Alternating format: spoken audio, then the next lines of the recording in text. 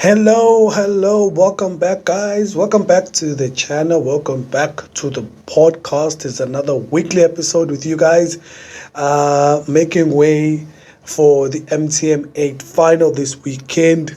We're going to be covering that. Also, Kaizer Chiefs again.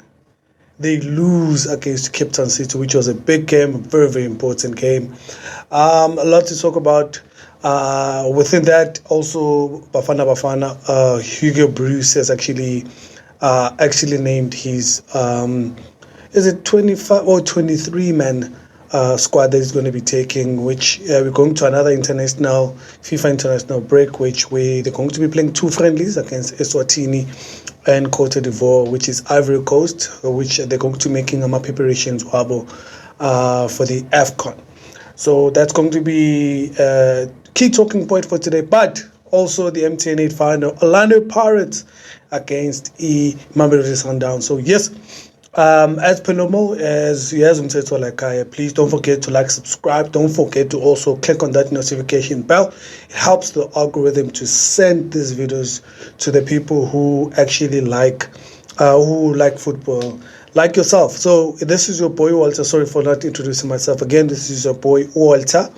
Where to start? Let's go back a bit. Not to wait too much time. Kaizer Chiefs were playing against Cape Town City. It's another DStv Premiership encounter. It's their 9th game in the league so far, and they've now lost 4 games so far this season. It's a bad start. They have 11 points out of 9 games, which is not much of a difference from last season. In 9 games last season, they had 14 points. So I didn't look. We've covered this. We've talked about it so much. As you can see, they've added a few players from last season. Not much of a difference. It's more of the same story, different script kind of thing, which I've been saying the entire time. It's the song that you've always been singing.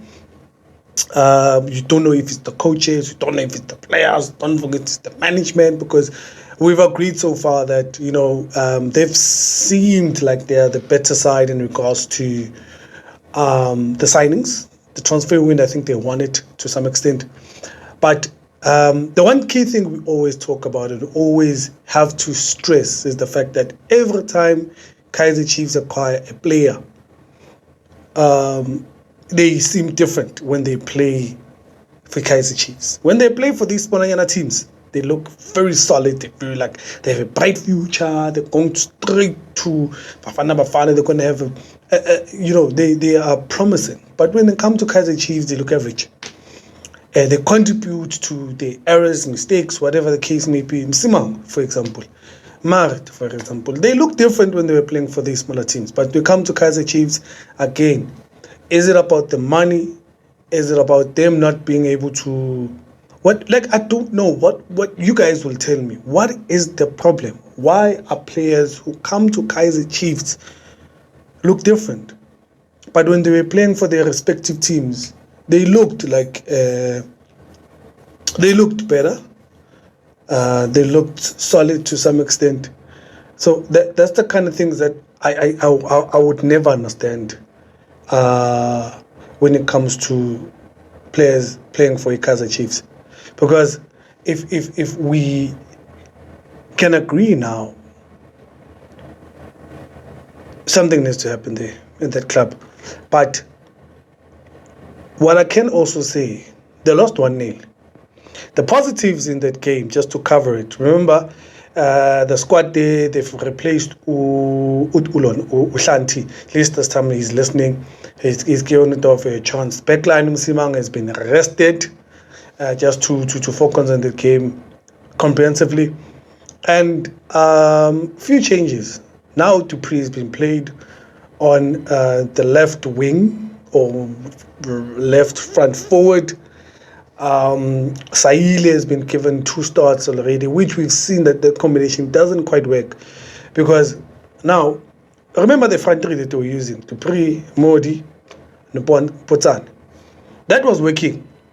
Don't know why it's changed. Maybe it's because application, the team, or the team they're playing against. But that front three was working. That front three was working. Now I'm confused why it's changed, because Saile looks more solid when it comes off the bench, because it gives us that extra energy, because maybe Opotan and Modi, they're dropping that energy in the second half. He can come in and actually add that spark. For some reason, this rotation thing, we don't know. What I wanted to stress, why I'm mentioning all these things, key thing is you have to understand, guys, is the fact that this is why coaching is important, because you know, experience and the pedigree and understanding of what makes a team work will give you an in-depth analysis, not just an analysis and, you know, giving us answers of why you do this, why you do that. It goes beyond the scope. Hence why a high quality coach is important, not someone who looks like they're still experimenting. You'll see. For now, he was changing Kunika, giving us Frostler. It shows you that he's still experimenting. He doesn't have a starting 11. And that's why I felt like Unseki is not the right fit for Kaizer Chiefs, especially for high demand team. Because now they look average. I think we can agree that maybe Kaizer Chiefs now, they haven't accepted it yet, but now it's high time to accept that maybe Kaizer Chiefs is just an average team. And now it's just the name. You know, the name, because the decisions that they make are more of a cheaper Kukune, where, you know, they rotate the coaches, they just buy average players so that they can actually compete in the log or in the league, because there is no way that a coach can make so many changes and you'd like to see consistency. You have an inconsistent lineup, let alone suspensions and injuries. Decision-wise, you have an inconsistent lineup. Now, why are you surprised when you get inconsistent results? I don't get it.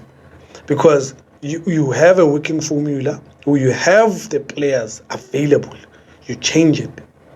Even from defense. That's why we're making so much errors. You change the goalkeeping department. Now we have to look for people to blame. Say Kone is to blame, Peterson, and decide who you want to play as a first lineup, so that at least there's some sort of consistency and an understanding. Then you introduce these pillars who return to injury, suspension. You know, the players, maybe there's an off-form player, then you put in these guys. But we already know what you're working with. You'll see, maybe coming from the FIFA break, he'll change your mood, put in another player. And it's going to be a story that he himself is going to get himself fired. I don't see him lasting 15 games. I think Kevin Johnson is a backup for it's a contingency plan, because they've already seen that the fans are not happy, and should the fans be rowdy in stadiums again, they'll be forced to make a change. That's unfortunate, but they're at Kaizer Chiefs right now. I wouldn't want to be a Kaizer Down Junior coach there. Probably they're not sleeping, those guys. Even the players, man, you're coming into a team that's had so much problems. I feel for them, where you should be enjoying the best football. I mean, playing for one of the biggest teams in the country, you're being paid well as a professional, you're playing maybe 2 or 3, 4 years of your career that can set you good for the rest of your life and retire well. But all in all, you're coming in there with a team that requires results, and you guys, you can't. But my question still remains, I'll leave it here. Why is it that all players, when they go to Kaizer Chiefs, where they've been playing well, because that's the reason we're guessing why they were actually bought in the first place, when they come to Kaizer Chiefs, boom, they're not the same. They don't improve. You know, they don't become better players. And for me, it all goes down to coaching. Right? Dupree now all of a sudden is dipped again. Last season it was the same thing. He was the same player where he was in Stellenbosch. He improved a bit. His goal tally increased a bit. Not that much, but now he's missing again. The same thing he was doing in Stellenbosch. Anyways, moving forward. If you like the content, like I said, please don't forget to like, subscribe, and don't forget to click on that notification bell. So it makes sure that every time when I drop a video, You're the first person to know. And it also helps the algorithm to push this video to people like yourself who enjoy the content, who enjoy talking about local football. Hugo Bruce announced today the 23-man squad. Remember, there was a preliminary squad or preliminary squad that they actually took out, where people were selected to obviously did it to cut it down and drop a few players. I won't mention the whole list, but I'll just mention the people I'm still surprised. Ulu is there. Sido Modi is there. I don't know why. Marco, well deserved. Ox, well deserved. I'll come to that point. Well deserved. It wasn't because of the Kaizer Chiefs, by the way. I still agree. Well deserved. Zakele Lipasa, well deserved. Lyle Forster, Lebu Motiba has been having a good time. Blom has been called back. Abu Nyabu Bihlali Mayambela, the usual Speleles Tole. I was surprised by you, Saling. Saling also hasn't, his form is dipped a bit. Temba Zwane, who else? Good defense. Now I've shown you the good and the bad. Now let's focus on these two: Sydney Mobi and Siando Kulu. Who else? Those two value more. Now, here's the thing. Here's my theory. Kaizer Chiefs is not playing well, right? It's Amazulu playing well.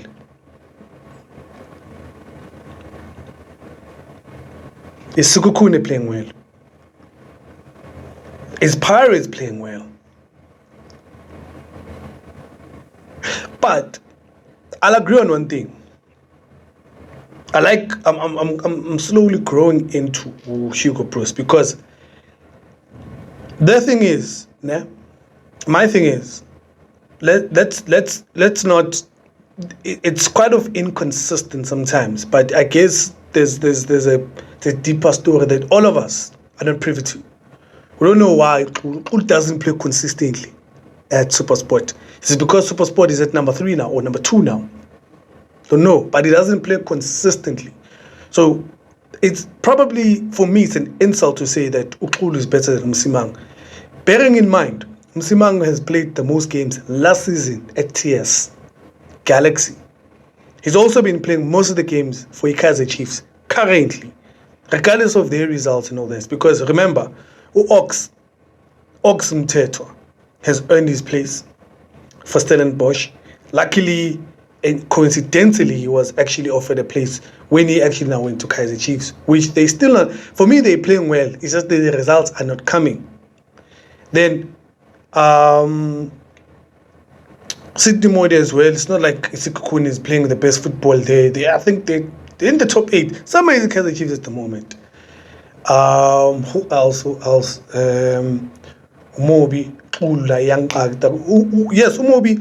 Now, the thing is, Umobi, they've been giving him these chances. So now we can say, yeah, it's consistent because he's been called up for all the time. But there was a time when Sukune was not playing well, even last season. That's why they had to call back, or they have to hire Brendan Truter. So now it breeds a lot of things that says, you saying to us, Forsler doesn't deserve, and Forsler also has played. Ikwasaf has actually played for it. Now, I think under 23. Timang doesn't have international experience. With defense, because that's what she's saying. Forza is better than Sydney Mobi. It says Umsimang is not better than Chando Kulu. And Kulu, there was a time he was playing for a national team without a team. Kabang. So look, Bafana, I don't know. For me, guys, I don't know what you think, but I'm just saying that there's certain inconsistencies in our national team that goes beyond the scope. I don't know why, but I'm not speaking for Kaizer Chiefs. I'm not saying this or that, but I'm just leaving it to you guys based on what I see to say that maybe look, if there was a clear explanation why these players are still getting call-ups, then I would accept, but regardless of Chiefs' form and all these things, There's just a lot of things that you want to justify and say, yeah, they're not playing good. But why are you calling these players still? Why are they still getting call-ups? You know? Why not Golden Arrows? Because they're in top 3 at the moment. Why not, which other thing? Because it's Golden Arrows. It's Golden Arrows. Okay, now it's Super Sport. It's Golden Arrows. The number 4, man. Those top 4 teams, why not take from there? Or you just say, no more just because it's been with Bafana. Anyway, that's my 2 cents, guys. If you guys disagree, leave a comment. If you agree, tell me what you think. Maybe I'm saying it differently, you know. But obviously, what I'm saying is we want Pirates, Chiefs, and Sundowns to do good so that they can produce the players that we need to compete at the highest level. And these players play for the biggest teams, and they understand the pressures of winning cups and all these things. Pirates is in the final of the MTN 8, which the players who have been called up, I feel they deserve. Chiefs was playing a very high-profile match against the Sundowns and semi-finals, regardless of their form currently in the league. So you need players who understand what it means to play at the highest level so that they can assist the national team. That's my opinion. But anyways, moving forward then, MTN 8 final. Very, very interesting game. It's going to be hot. Moses Mapida is sold out at the moment. We've seen pre-match presses from coach Jose Rivero responding to questions, injuries, and what they think the game is going to be, and Sundowns as well. Look, I just hope the ref won't be deciding who's going to win the final, man. For me, if we're into, look, apart from form, Pirates are the defending champions. They know how to win the cup. And Sundowns, they've won it the year before. So obviously they want to redeem themselves, no? And with them not having to have lost this year, it's going to be actually in the past year. It's going to be interesting because it's been close whenever they meet these guys. But Sundowns has always had the upper hand to some extent. With controversial, last time it was a penalty. So maybe this is a game where Pirates can redeem themselves because they've been out of the CAF Champions League their own day. They haven't lost any game in the last 4 games. They've been defeated. So coming into this final, they're wounded, but probably it's the necessary hunger that they need because they've been games postponed. Imagine just for this game alone. Sundowns, we've heard that they're struggling with injuries. Lucas Ribeiro is doubtful. Maseko is doubtful. Who else is injured? I think Tapelo Morena is not there. Who's a key player that also have been ruled out? Patul, I think. Just forgot the names top of my head. But that game, for me, it doesn't matter. Like, it doesn't matter because the players already are going to be there. Sundowns, we've seen, man, without like players, they still produce a high quality game. So it's going to be a high tempo game there. Man, I just hope that if Sundowns, not Sundowns, the Pirates can reduce their mistakes, we can really, really see a close game. So Sipo Shiny looks like the favorite to go ahead of Ofori. No reported injuries so far. So when maybe Karim Kamvudu Ndlondle is there, team is there, Maswanganyi, the young Umfukengi is there, Otto. Like they have a full squad, man. Like the first 11 that they usually use. So for me, I don't have a win in this game. I think for me it would be interesting if they go to penalties. That would be nice to see them going to penalties. So Pack Stadium. It's been a minute to see final, like one of the big teams, Pirates in the Sundowns. I think the last time they were in the final, this is a long time. It's very rare, especially in a cup competition. So Sundowns would look to wrap this up as one of the competition they're going to be involved in and focus on CAF and other commitments because they're going to the African Football League this month. So they're still the favorites. In every game, every competition they play, they're still the favorites. They look strong this year. Abuya Ayende, they're available. Temba Ukona. Hey, where's Mayema? Mayema, I think, is back. Mayema Ukona. Mbule is the one who's not there. Zungu's there. Nku, the new signing. Ubani Ukona. Obviously, Williams in the posts. Modiba. who's that? Umdao is there. Kekana, Tebogo Mokwena, Mvalo ukhona, uDeruku ukhona. Yo, uLibusa ukhona. Yo, Zungu ukhona. Yo, uMendieta ukhona. Who else is there? Ayende sikhulumile ngayo. Ayende. I'm thinking, no, not this kid. Maseko uyongeko. And Vela ngati, he's the weak link. If you had to look at things, Shalule is there. Ooh, I know this game is going to be very. I think for me, I'm tempted to say Pirates 1-0, but if Pirates can limit their mistakes, this thing of playing from the back, because they always catch them. If they can just maybe limit mistakes when they're building from the back, from Spisi, Nokoki, Marco, at least maybe he's gonna get a start.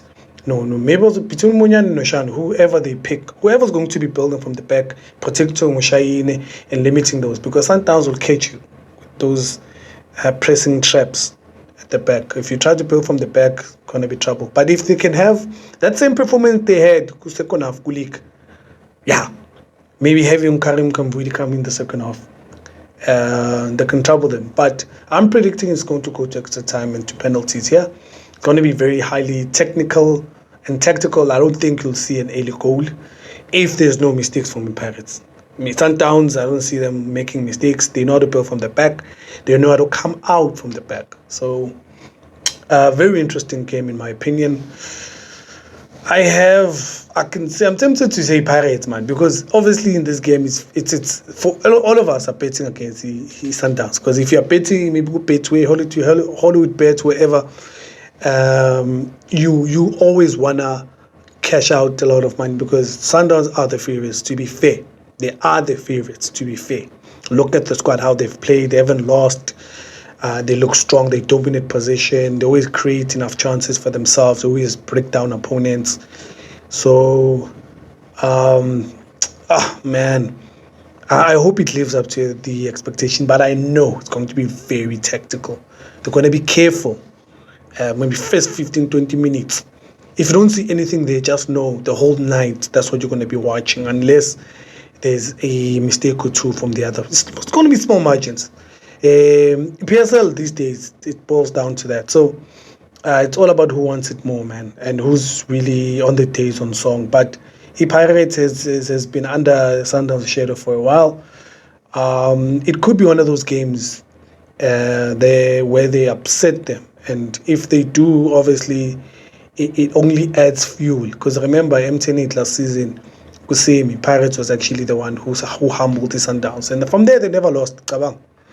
Then maybe it's the right fuel. But it's a final, very unpredictable. So, like I said, penalties for my side. That's all I have for you guys. I won't want to be too long. For those who've watched until this far, I appreciate you and I love you. Please keep on supporting your boy. We are available on also social media platforms, TikTok, Twitter, Facebook. Walter is my handle if you want to follow me and catch up and have more conversation about the football. See you next week and all the best to Pirates and Sundowns. Kaizer Chiefs, I know relax about it. I know relax because right. Thank you so much for tuning in, guys. Really appreciate you. See you next week. Chop chop.